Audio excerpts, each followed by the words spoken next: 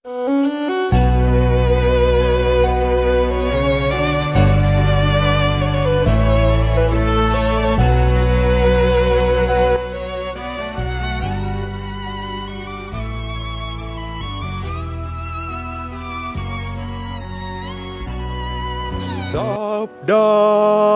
Tuhan, sabda hidup. Para sahabat yang terkasih, di hari Rabu ini bersama gereja kita merayakan pesta Santo Carolus Luanga dan teman-temannya martir. Karena itu marilah teruslah melangkah, khususnya bersama Sabda Hidup pada hari ini diambil dari Injil Markus bab 12 ayat 18 sampai 27. Pada suatu hari datanglah kepada Yesus beberapa orang Saduki yang berpendapat bahwa tidak ada kebangkitan. Mereka bertanya kepadanya, "Guru, Musa menuliskan perintah ini untuk kita. Jika seseorang yang mempunyai saudara laki-laki mati dengan meninggalkan seorang istri tetapi tidak meninggalkan anak, saudaranya harus kawin dengan istrinya itu dan membangkitkan keturunan bagi saudaranya. Ada 7 orang bersaudara. Yang pertama kawin dengan seorang wanita, lalu mati tanpa meninggalkan keturunan. Maka yang kedua mengawini dia, tetapi juga mati tanpa meninggalkan keturunan. Demikian juga yang ketiga, dan begitulah seterusnya. Ketujuh-tujuhnya tidak meninggalkan keturunan. Akhirnya wanita itu pun mati. Pada hari kebangkitan, bila mana mereka bangkit, siapakah yang menjadi suami perempuan itu? Sebab ketujuh-tujuhnya telah beristrikan dia." Jawab Yesus kepada mereka, "Kalian sesat. Justru karena kalian tidak mengerti kitab suci maupun kuasa Allah. Sebab di masa kebangkitan orang mati, orang tidak kawin atau dikawinkan. Mereka hidup seperti malaikat di surga. Mengenai kebangkitan orang mati, tidakkah kalian baca dalam kitab Musa, yaitu dalam cerita tentang semak berduri, bahwa Allah bersabda kepada Musa, 'Akulah Allah Abraham, Allah Ishak dan Allah Yakub.' Allah bukanlah Allah orang mati, melainkan Allah orang hidup. Kamu benar-benar sesat."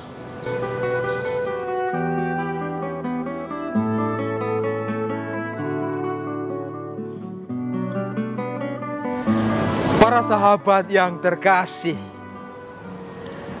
sering sekali loh saya ditanyai oleh umat, "Romo, suster, biarawan, biarawati, nah kalau tinggalkan dunia ini nanti, wah kembali ke rumah Bapa, itu gimana ya di sana?" Atau bisa juga, "Oh, suami dan istri di dunia ini kan bersatu. Nah kemudian bagaimana kalau meninggal? Wah, masuk ke rumah Bapa. Apakah di sana itu seperti itu suami dan istri?" Atau juga dalam perjumpaan dengan para jomblo, "Waduh Romo, saya ini kapan ya? Saya itu ada ketakutan. Tinggalkan dunia ini nanti tapi belum punya pasangan." Nah ini pertanyaan-pertanyaan atau kegelisahan-kegelisahan dunia tentang kehidupan sesudah kematian itu sendiri. Bagaimana kisah Injil tadi, itu bukan hal baru. Nah orang Saduki, para sahabat ya pernah mendengar kisah orang-orang Farisi yang mengajarkan kitab Taurat. Nah sekarang orang-orang Saduki itu kelompok yang tidak percaya akan kehidupan baru atau kebangkitan itu.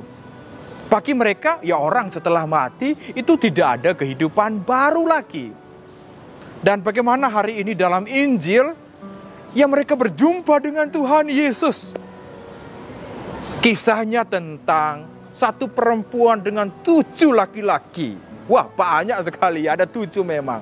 Satu menikah, lalu mati, tidak meninggalkan keturunan. Saudaranya ambil lagi, mati, tidak meninggalkan keturunan. Sampai yang ke-7. Dan kemudian perempuan ini juga mati. Persoalannya sekarang adalah bagaimana nanti di kehidupan setelah di dunia ini. Saya dan para sahabat memang belum pulang dari sana. Kita tidak tahu situasi di sana. Tetapi kita punya kitab suci, firman Tuhan, yang mengajarkan, memberikan bagaimana kehidupan setelah di dunia ini. Dalam Injil hari ini jawabannya itu sangat jelas sekali bahwa setelah kita tinggalkan dunia ini, di sana kita tidak kawin atau dikawinkan. Kita itu seperti malaikat-malaikat. Wah, malaikat itu tujuannya, tugasnya di sana itu memuji Tuhan, nyanyi, haleluya, haleluya.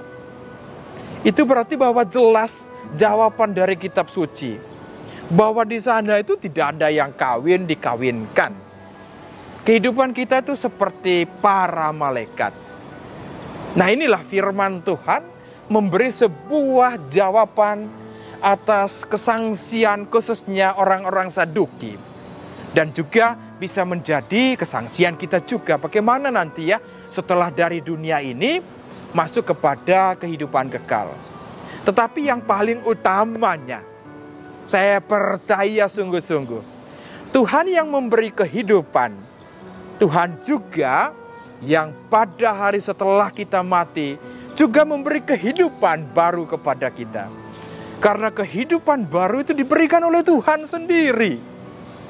Dan setelah kita tinggalkan dunia ini, kehidupan itu juga diberikan. Seperti kitab suci mengatakan, aku pergi menyediakan tempat. Setelah aku menyediakan tempat, aku akan datang kembali. Dengan demikian, Tuhan Yesus datang dalam kemuliaannya. Bahwa tempat itu sudah disiapkan. Nah, bagaimana sekarang? Hati kita disiapkan dalam persiarahan di dunia ini setelah kita tinggalkan tempat ini masuk kepada kehidupan kekal. Karena itu kembali kepada persiapan kita, hati kita untuk sungguh-sungguh masuk kepada apa yang disebut persiapan. Karena tempat itu seperti pintu. Masuknya itu lubangnya kecil sekali. Maka kita berusaha untuk masuk pada lubang yang sangat sempit itu. Inilah kita dan kita punya keyakinan Tuhan Yesus seperti akhir dari Injil pada hari ini. Allah Abraham, Allah Isa, Allah Yakub. Bukan Allah kematian, tetapi Allah kehidupan itu sendiri. Kita punya Tuhan yang memberi kehidupan. Karena itu, bagaimana ketika kita tinggalkan dunia ini, itu hanyalah diubah. Kita masuk kepada kehidupan yang Tuhan Yesus sediakan. Inilah harapan, inilah iman kita. Karena itu teruslah melangkah, percaya akan Yesus yang hidup. Tuhan Yesus memberkati, Bunda Maria merestui. Amin.